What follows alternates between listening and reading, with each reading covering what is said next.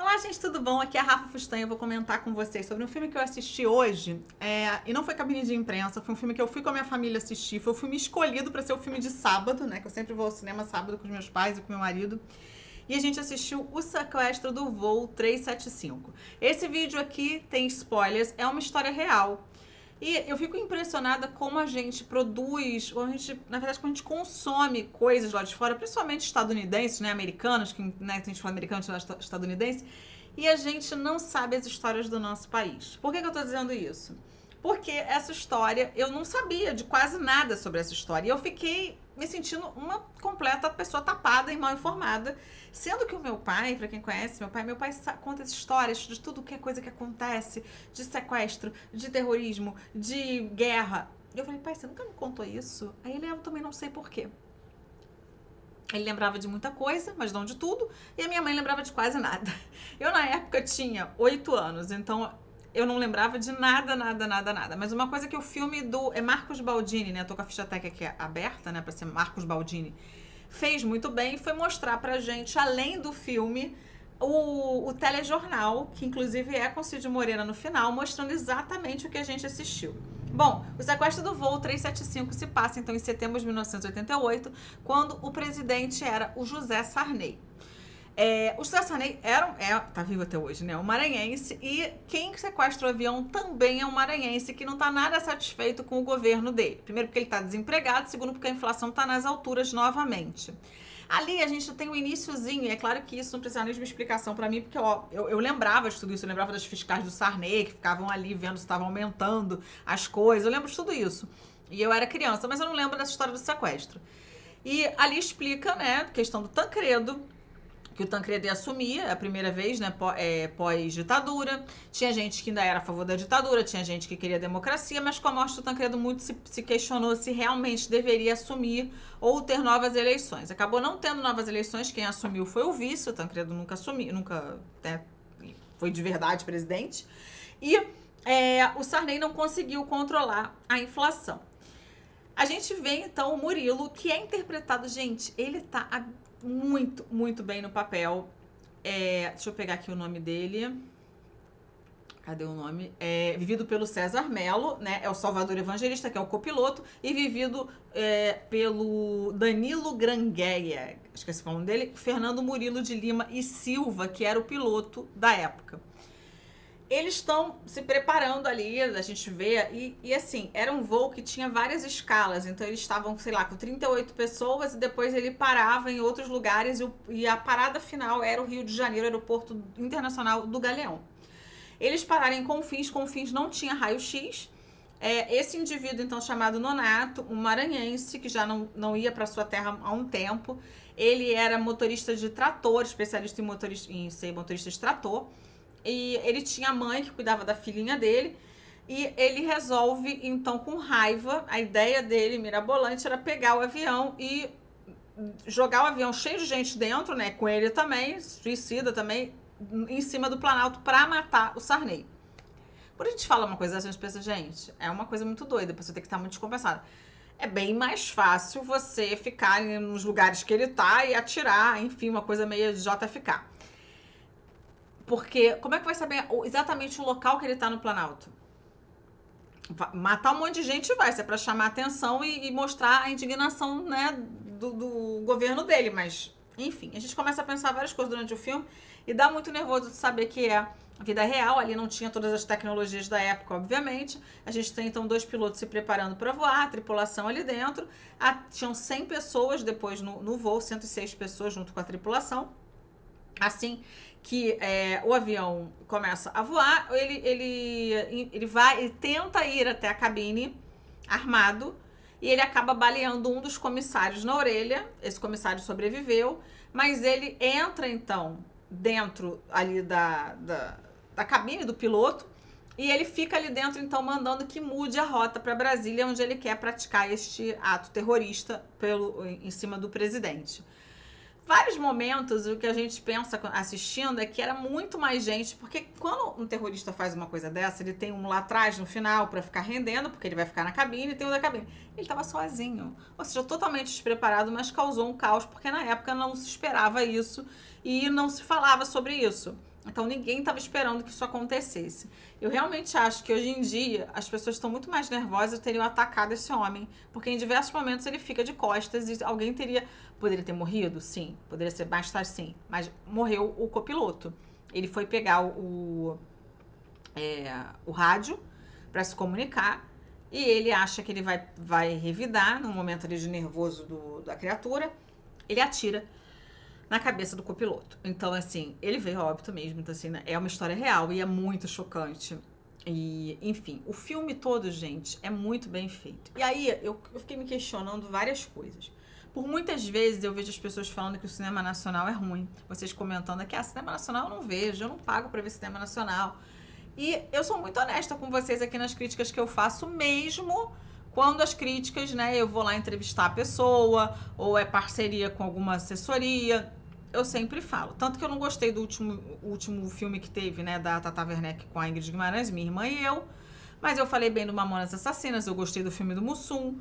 Assim, as biografias geralmente são produtos que eu consumo e que eu gosto muito. Então é muito difícil que eu não curta. Precisa ter alguma coisa muito séria para eu não gostar. Nesse caso, eu acho um potencial imenso, porque é uma história real. É uma coisa que americano tá sempre ligado, porque assim, a gente viu no cinema, várias pessoas falando no cinema e sabem da história do Sully, que é o cara que conseguiu posar no Rio Hudson, sei lá como é o nome do rio, que é interpretado pelo Tom Hanks, né? Depois de ter entrado uma ave na turbina do avião. Mas as pessoas daqui do Brasil não sabem da história, né? E eu me incluo nisso. Porque isso quase não é falado, porque isso não é trazido. Ah, mas de repente quem assiste o canal tal sabe. Mas não é todo mundo. Tanto que quando eu falei que eu ia assistir esse filme com várias pessoas que inclusive são jornalistas também, que nem eu, as pessoas não sabiam. Então assim, a gente não sabe de tudo, mas também não é falado o tempo todo.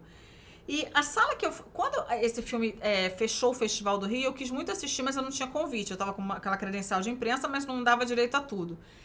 E eu fiquei com muita vontade de assistir, esperei estrear e aí fui no cinema. Eu acho que até a segunda semana, porque eu não consegui ir na primeira. O que eu evito, eu sempre tento ir na primeira pra... A gente sabe, gente, quem não sabe, a primeira semana é primordial pro sucesso do filme. Só que existem duas coisas. A primeira semana é primordial para que mantenha essas salas, porque vai, né, ver a quantidade de gente que assistiu e manter-se na sala. Segundo ponto, tem sim um sistema protecionista ao produto nacional, onde os cinemas são obrigados a passarem, mas é uma quantidade ínfima comparada com um filme desses que são tipo Marvels e tal, né? Então, desfocada na câmera.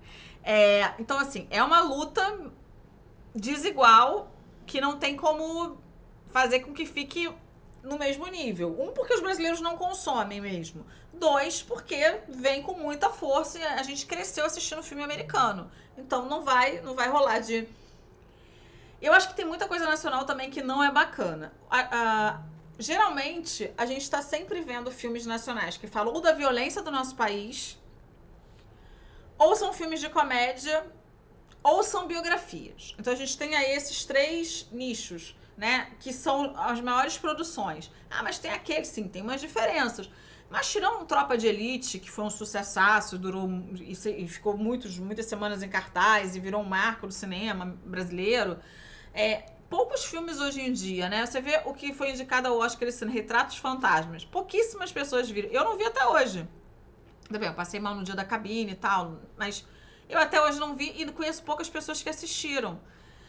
Muitos filmes que às vezes são indicados ao Oscar pelo Brasil, eu fico pensando, sabe, eu vou comparar com os argentinos e as pessoas falam assim, mas é porque a Argentina tem muito mais história, eles mexem muito mais na história deles, eles pegam coisas como a ditadura, por exemplo, que é uma coisa que interessa ao mundo inteiro saber, e eles têm muito mais material do que a gente, porque tá tudo lá, como é que fala, registrado. Aí você pega um filme desse, um sequestro de um avião, um piloto que, além de ter sobrevivido, ele fez manobras arriscadíssimas, que até hoje nem a Infraero, sabe qual é o nome do negócio, conseguiu acreditar que ele fez, porque eram manobras arriscadas e tal, que já ninguém conseguiria fazer. Ele não chegou nem a ser condecorado, ele recebeu uma medalha, mas o presidente da República... Gente, o presidente da República tinha que ajoelhar no pé dele, que esse homem, sabe, salvar 100 e poucas vidas, mas é claro que aquele estrume lá de pessoa, né, que enfim, lá vou eu, né, falei palavrão, mas enfim, aquele embuste lá daquele homem.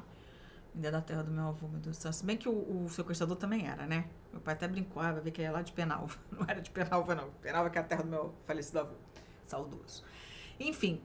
E, sabe? E aí você assiste um filme desse que no final ainda vai dizer pra gente que o Osama Bin Laden usou dessas informações pro 11 de setembro. Ou seja, é um filme que é extremamente interessante para todo mundo. É uma história que todo mundo se interessa. A gente vê de vários países. Se passar aqui, ó, o voo sequestrado, o cara fez manobras arriscadas. A gente não vai assistir. Vai, por que o Brasil tem que ser diferente? Por que os próprios brasileiros não lotam as salas, gente? Pelo amor de Deus. Por favor, cadê? Não teve cabine de imprensa, gente, aqui no Rio de Janeiro desse filme, pra muita gente falar e muita gente levar o cinema. Não entendi por quê. Por que isso? Por que a distribuidora fez isso? Era pra eu ter falado pra vocês muito mais tempo do filme. Ia levar meu pai de novo e ia ver 2 vezes. Eu já ganhar com o ingresso, ainda ia ganhar com a publi aqui, né? De vocês assistindo, indo pro cinema. Prestigiar esse filme que vale super a pena. Enfim, aqui no Rio de Janeiro tá passando em boas salas. Na zona, eu vou falar Zona Sul, né, gente? Porque é onde eu moro e geralmente vou. Mas eu acho que tá em outras salas também. Então verifiquem lá. Eu sempre vejo pelo ingresso.com. Super vale a pena assistir. São atuações maravilhosas. Eu tenho também que falar o nome do rapaz que faz, que por sinal eu vi que ele é de Sobral, né? Ele é cearense, ele não é maranhense. Que é o rapaz que faz o Nonato. Cadê o nome dele aqui, gente? Eu puxei a ficha técnica, entrou uma propaganda aqui, meu Deus do céu, tudo pra facilitar. Ou não, foi a ANAC, eu falei Infraero, mas é a ANAC.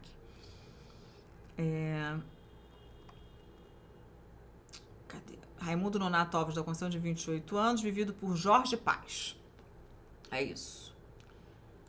É isso, gente. E eu amei todo o filme, assim. Excelente. Realmente indico, assim, de olhos vendados pra todo mundo assistir.